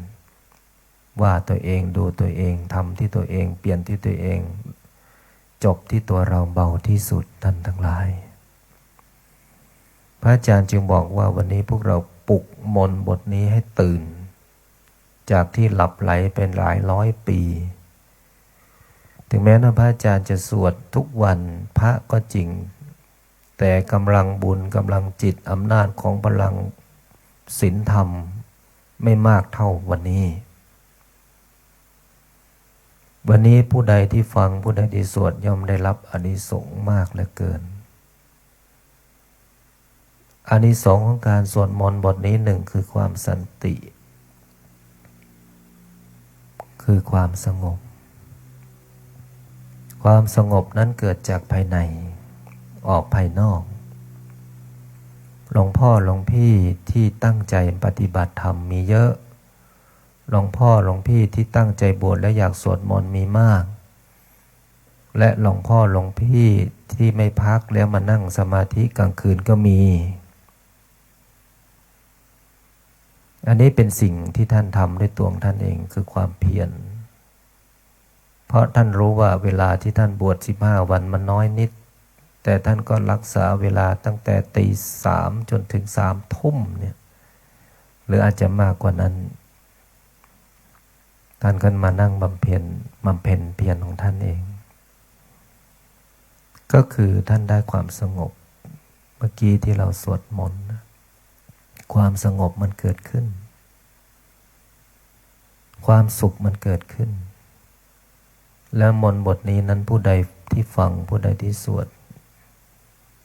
มีความสันติคือความสงบมีความสุขและรักษาโรคภัยไข้เจ็บได้ด้วยถ้าพวกเราตั้งจิตดีปรารถนาดีอธิษฐานดีโรคภัยไข้เจ็บก็จะทุเลาเบาบางลงวันนี้เป็นอีกหนึ่งค่ำคืนที่พวกเราได้ตั้งใจบำเพ็ญเพียรของความเป็นพระสวดมนต์ปฏิบัติธรรมทั้งภายในภายนอกก็คือเดินจาริกบุญไปตามเส้นทางบุญเส้นทางธรรมสวดมนต์ฟังธรรมนี่แหละสุดยอดมากกลับมาก็บำเพ็ญบุญสวดมนต์อธิษฐานภาวนาแผ่เมตตาก่อนนอนนี่แหละคือความเป็นพระนี่แหละคือหน้าที่พระนี่แหละคือความสมบูรณ์ของความเป็นพระนี่แหละคือความบริสุทธิ์ของจิตนี่แหละคือความผุดผ่องของใจนี่แหละคือความสบายใจนี่แหละคือการเพิ่มกำลังบุญนี่แหละคือการเพิ่มกำลังใจที่ดีที่สุดของการบวชในครั้งนี้ถ้าพวกเราได้นะแต่ถ้าพวกเราไม่ได้อะไรมันก็เหมือนเหนื่อยทั้งวันนี่คือการไม่ได้อะไรเลยการไม่ได้อะไรเลยคือความเหนื่อยทั้งวันเพราะการที่เราจะได้ดีหรือการที่เราจะได้ความสุขเราต้องทิ้งความทุกข์แต่ถ้าเราเพิ่มความทุกข์นั้นหมายถึงว่าการทำบุญทั้งวันนี้ไม่มีประโยชน์อะไรเลยเพราะเหนื่อยทั้งวันแต่ความเหนื่อยนั้นมันเป็นความเหนื่อยเพียงกายแต่มีความสุขทางจิตใจสองเท้าที่ก้าวเดินหนึ่งจิตที่ภาวนาหนึ่งใจที่มั่นคงหนึ่งความรู้สึกที่ตั้งมั่นศรัทธาที่มั่นคงไม่หวั่นไหวในสิ่งที่เราทำความดีเพราะชีวิตของพวกเราไม่รู้วันไหนคือวันสุดท้ายสองเท้าที่ก้าวเดินไม่รู้ว่าจะหยุดเมื่อไหร่หนึ่งจิตที่มีอยู่ไม่รู้จะดับเมื่อไหร่หนึ่งชีวิตที่มีลมหายใจก็ไม่รู้ว่าจะสิ้นสุดลมหายใจเมื่อไหร่ดังนั้นหนึ่งชีวิตของพวกเราไม่มีวันหยุดทำความดีและสร้างกุศลให้กับตนเองนะอาจารย์ขอชื่นชมทุกรูป102รูปไม่ว่าจะเป็นพระสงฆ์องค์เนรพระใหม่พระเก่ายิ่งพระเก่านี่ตื่นเช้านอนดึกแบกหามเป็นกรรมกรแต่ก็ไม่บ่นไม่ท้อมีความปรารถนาเพื่อให้พระนวกะทุกรูปได้รับบุญได้รับความสุขได้รับความสัพพยะในการบวชครั้งนี้ไม่มากก็น้อยเพราะพวกเราคือผู้ที่เสียสละถ้าไม่สละเวลาไม่สละชีวิตพวกเราทำแบบนี้ไม่ได้หรอกต้องบอกว่าเสียสละชีวิตเพราะการที่พวกเราได้ทำคือความสุขในบุญที่เกิดจากการสะสมบารมีขออนุโมทนาทุกรูป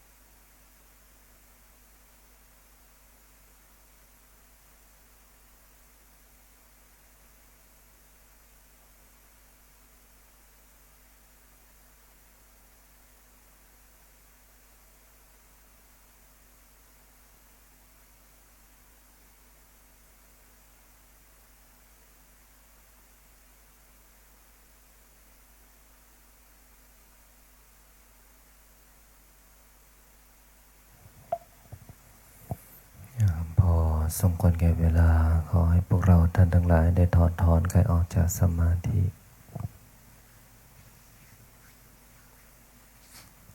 ตั้งใจแผ่เมตตากรวดน้ำขอขมากรรมบทพลิกชีวิตตั้งนะโมพร้อมกัน3 จบนะนะโมตัสสะภะคะวะโตอะระหะโตสัมมาสัมพุทธัสสะนะโมตัสสะภะคะวะโตอะระหะโตสัมมานะโมตัสสะพุทธังสรณังคัจฉามิพระพุทธเจ้าเป็นที่พึ่งเป็นสรณะของข้าพเจ้าธัมมังสรณังคัจฉามิพระธรรมเป็นที่พึ่งเป็นสรณะของข้าพเจ้าสังฆังสรณังคัจฉามิพระสงฆ์เป็นที่พึ่งเป็นสรณะของข้าพเจ้าสิทธัตโธอะสโมโลเกพระพุทธเจ้าอันมีพระนามว่าสิทธัตถะพระพุทธเจ้าไม่มีผู้อื่นผู้ใดเสมอเปรียบในโลกนะโมโพธิสัตว์โตอาคันติมายะอิติภควาสิริวิชัยโยนะโมพุทธายะอิมินากตปุญเยนะด้วยอำนาจบุญกุศลที่เกิดจากการให้ทานรักษาศีลปฏิบัติธรรมสวดมนต์บทมหาจักรพรรดิสาธยายมนต์มหาสันติงหลวงทำสมาธิแผ่เมตตากรวดน้ำบทพลิกชีวิตในค่ำคืนนี้ขอน้อมถวายเป็นพุทธบูชา ธรรมบูชาสังฆบูชาและขอน้อมถวายแด่ครูบาอาจารย์อันมีหลวงปู่ทวดสมเด็จพระพุทธาจารย์โตพรหมรังสีครูบาเจ้าศรีวิชัยนักบุญแห่งล้านนาหลวงปู่ดูเจ้าของหม่นมหาจักรพรรดิหลวงพ่อเกษมหลวงพ่อคูณหลวงพ่อเจ้าพระคุณสมเด็จพระพุทธชินวงศ์สมศักดิ์อุปสมะมหาเถระองค์อดีตเจ้าวาดวัดพิชัยญาณทุกโรมและหลวงตามาเป็นที่สุดและขออุทิศน้อมถวายเป็นพระราชกุศลแด่ดวงทิพวิญญาณของอดีตบุรพามหากษัตริย์ไทยทุกพระองค์ทุกสมัยและขออุทิศส่วนบุญกุศลให้แก่ดวงทิพวิญญาณของอดีตบุรพามหากษัตริย์แห่งอาณาจักรภูกามยาวอันมีพ่อขุนจอมธรรมพ่อขุนเจียงธรรมิกราชพ่อขุนงำเมืองเป็นที่สุดอีกทั้งข้าพเจ้าขอน้อมถวายเป็นพระราชกุศลแด่พระบาทสมเด็จพระวชิรเกล้า เจ้าอยู่หัวพระบรมวงศานุวงศ์ทุกพระองค์และขอน้อมถวายเป็นพระราชกุศลแด่สมเด็จพระนางเจ้าพระบรมราชินีและขออุทิศน้อมถวายเป็นพระราชกุศลแด่สมเด็จพระนางเจ้า สิริกิติ์พระบรมราชินีนางพระบรมราชชนนีพันปีหลวงและขออุทิศน้อมถวายเป็นพระกุศลแด่สมเด็จเจ้าลูกเธอเจ้าฟ้าพัชรกิติยาภรณ์และขออุทิศแด่ดวงวิญญาณ ของสมเด็จเจ้าพระยาบรมมหาพิชัยญาณทัดบุญนาคผู้สร้างวัดพิชัยญาณขอส่วนผลบุญนี้จงสำเร็จแก่บิดามารดาอันมีชื่อว่าขอให้บิดามารดาของข้าพเจ้าจงมีแต่ความสุขขอส่วนผลบุญนี้จงสำเร็จแก่ครูอุปัชฌาย์อาจารย์ญาติพี่น้องทั้งหลาย เจ้ากรรมนายเวรทั้งหลายเจ้าที่เจ้าทางเจ้าที่ที่บ้านเจ้าที่ที่ทำงานเจ้าที่ที่วัดพิชัยญาณเจ้าที่ที่วัดป่าพุทธชินวงศารามเทวดาประจำกายของข้าพเจ้าเทวดา16ชั้นฟ้า15ชั้นดิน14ใต้บาดาลเปรตทั้งหลายสรรพสัตว์ทั้งหลายมากมายไม่มีประมาณทั้ง31ภูมิพระแม่ธรณีพระแม่คงคาแม่พระเพิงแม่พระพายแม่พระโพธิ์ศพท้าวจตุโลกบาลทั้งสี่ท้าววิรูปังท้าววิรุฬหกท้าวทัตตรสท้าวเวสสุวรรณผู้เป็นใหญ่ในทิศทั้งสี่พระสยามเทวาธิราชเจ้าเหล่าพญาครุฑทั้งหลายเหล่าพญานาคทั้งหลายทั้งสี่ตระกูลนาคาธิบดีทั้ง9พระองค์สัตตนาคราชพญามุจรินวิรูปักโขนาคาธิบดีองค์ญานพเกณฑ์นาคินีการนาคราชวาสุกีนาคราชพระแม่โสมาศรีวิกานาคเทวีพญาธุมะสิกขีนาคราชพญานาคกวานพะเยาพญาสุวรรณนาคราชเราพญานาคทั้งหลายณสถานที่แห่งนี้เราพญางูทั้งหลายณสถานที่แห่งนี้องค์พญางูเผือกณสถานที่แห่งนี้เหล่าพญานาคทั้งหลายที่มีความเกี่ยวเนื่องเกี่ยวข้องกับพระพุทธศาสนาขอท่านทั้งหลายจงมีส่วนในบุญใดกุศลใดที่สำเร็จแล้วจงเป็นบุญต่อบุญเป็นทรัพย์ต่อทรัพย์เป็นสมบัติต่อสมบัติเป็นบารมีต่อบารมีเป็นอำนาจต่ออำนาจเป็นยศต่อยศให้ข้าพเจ้าทั้งหลายได้มีมหาสมบัติเอาไว้ทำทานไม่รู้จักสิ้นไม่รู้จักหมดตั้งแต่แรกเกิดจนสิ้นอายุขัยหากแม้นว่าสิ้นอายุขัยไปแล้วขอให้ได้ไปเกิดบนภพภูมิที่ดีบนโลกสวรรค์หากแม้นว่าจะกลับมาเกิดขอให้ได้เกิดพบพระพุทธศาสนาในยุคของพระศรีอริยเมตไตรขอให้ได้เกิดในตระกูลสัมมาทิฏฐิเป็นตระกูลเศรษฐีขอให้ได้ที่สุดแห่งรูปสมบัติทรัพย์สมบัติคุณสมบัติสวรรค์สมบัตินิพพานสมบัติจงบังเกิดมีแก่ข้าพเจ้า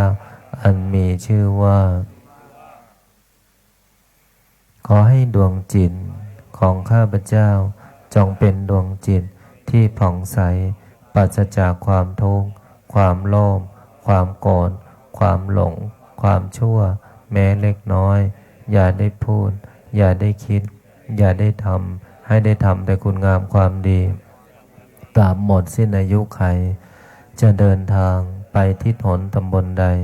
ในทิศทั้งสี่จงมีแต่คนรักจงมีแต่คนเมตตาจงมีแต่คนอุปถัมภ์คนดีจงเข้ามาคนไม่ดีจงออกไปสิ่งดีๆจงเข้ามาสิ่งไม่ดีอย่าเข้ามาใกล้ขอให้ข้าพเจ้าจงเป็นผู้เจริญทั้งทางโลกและทางธรรมเจริญด้วยอายุวันนะสุขะพละสติสมาธิและปัญญาจงบังเกิดมีแก่ข้าพเจ้าอันมีชื่อว่ากายกรรมวจีกรรมมโนกรรมกรรมอันใดที่ข้าพเจ้าได้ผิดพลาดล่วงเกินต่อพระรัตนตรัยอันมีพระพุทธพระธรรมพระสงฆ์ด้วยการกระทำก็ดีด้วยคำพูดก็ดีด้วยความคิดก็ดีกรรมอันใดที่ข้าพเจ้าได้จับจ้วงล่วงเกินต่อสถาบันพระมหากษัตริย์กรรมอันใดที่ข้าพเจ้าได้ผิดพลาดล่วงเกินต่อแผ่นดินกรรมอันใดที่ข้าพเจ้าได้ผิดพลาดล่วงเกินต่อบิดามารดาครูบาชาอาจารย์คำสาบานใดๆคำสาปแช่งใดๆตั้งแต่หนหลัง จนถึงปัจจุบันจำได้ก็ดีจำไม่ได้ก็ดีขอโทษนั้นขอกรรมนั้นอย่าส่งผลต่อชีวิตต่อการงานต่อการเงินต่อบริวารต่อสุขภาพของข้าพเจ้าบุญใดกุศลใดที่สำเร็จแล้วจงส่งผลให้ข้าพเจ้าจะกระทำการงานสิ่งใดในพื้นปฐพีนี้ไม่ว่าบนบกในน้ำในอากาศขอการงานสิ่งนั้นจงพันสำเร็จคำว่าไม่ได้คำว่าไม่มีคำว่าขัดข้องอย่าพึงมีอย่าพึงเกิดแก่ข้าพเจ้าอันมีชื่อว่าขอให้คำอธิษฐานจิตกรวดน้ำขอขมากรรมบทพลิกชีวิตในวันพระนี้จงมีฤทธิ์มีฤทธิ์มีฤทธิ์มีเดชมีเดชมีเดชมีอานุภาพทันตาเห็นติดตามตัวข้าพเจ้าไปทุกภพทุกชาติตราบกระทั่งเข้าสู่พระนิพพานนิพพานะปัจจโยโหตุตั้งใจเปิดหนังสือไปหน้าที่52กวดน้ำในบทอิมินาเป็นภาษาบาลีนะอันนี้เป็นการกวดน้ำเป็นภาษาบาลีหน้า52นะ52อิเมนาบุญญากรรมเมนาอุปัชฌายาคุณโนนอาจาริโยปการะจามัตตปิยะตากาสุริโยจันทิมาราชาคุณวันตานามาราชาอินทาจาโลกปาราชาตายาโมมิตามโนสัจจมัจจตาเวสัมภิสัตตาสุขีหนตุบุญญาณิปกตานิเมโสติวิทังเทนโตขิปังปะเปทะโมมะตังอิมินาบุญอิมินาอุทิเสนาจาคิปะหังสุระเพเจวะตานุปันธานาสันตาเนหินาธัมมายาวะเนปานะโตมะมังนาสันโตตาชาโตภาเวภาเวโอโชจิตตังสันเลโควิริยามินามาราราพันตุโนกะสังกาตุนจาพุทธาทิปวารนาโทธัมโมนาโทวารุตตโมนาโทปัญเจกาตารมามังเตโสตามานุภาเวนามาสังลาพันตุมาสัมเพพุนสัมเพธัมมาสัมเพสังฆาภลัปปัตตาปันจะยามพลังอรหันตานันจะเตเชนารังพันธามิสัมภาโสสัมเพพุนสัมเพธัมมาสัมเพสังฆาภลัปปันตามปันพลังอรหันตานันจะเตเชนารักขังพันธามิสัมภาโสสัมเพพุทธาสัพเพธัมมาสัพเพเจกานันจะยังพลังอรหันตานันจะเตเชนาลังพันธามิสัมภาโสพุทธังอธิษฐามิธัมมังอธิษฐามิสังฆังอธิษฐามิ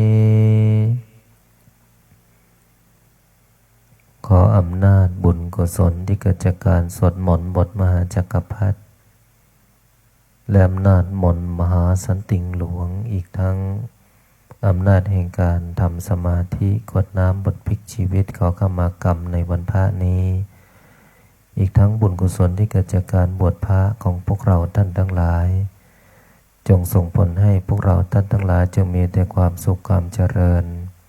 นึกคิดทำปรารถนาสิ่งใดก็ขอให้สิ่งนั้นพันสำเร็จสมความปรารถนาทุกประการ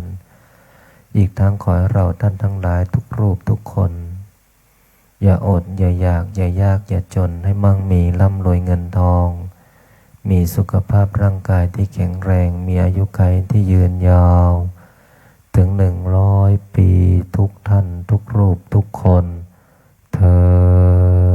ญเอาละพอสมควรแก่เวลานะในเวลา20:55 นาที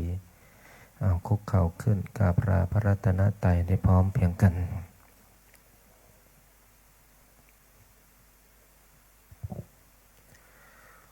อะระหังสัมมา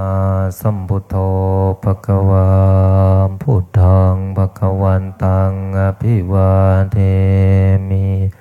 พุทโธเมนาโถพระพุทธเจ้าเป็นที่พึ่งของข้าพเจ้าสวากขาโตภควตาธัมโมธัมมานามัสสามิธัมโมเมนาโถพระธรรมเป็นที่พึ่งของข้าพเจ้าสุปฏิปันโนภควโตสาวกสังโฆสังฆังนามามิสังโฆเมนาโถพระสงฆ์เป็นที่พึ่งของข้าพเจ้า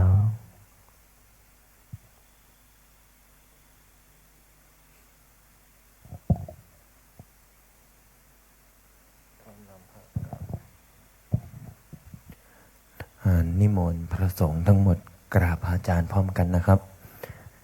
อัญชลีวันวา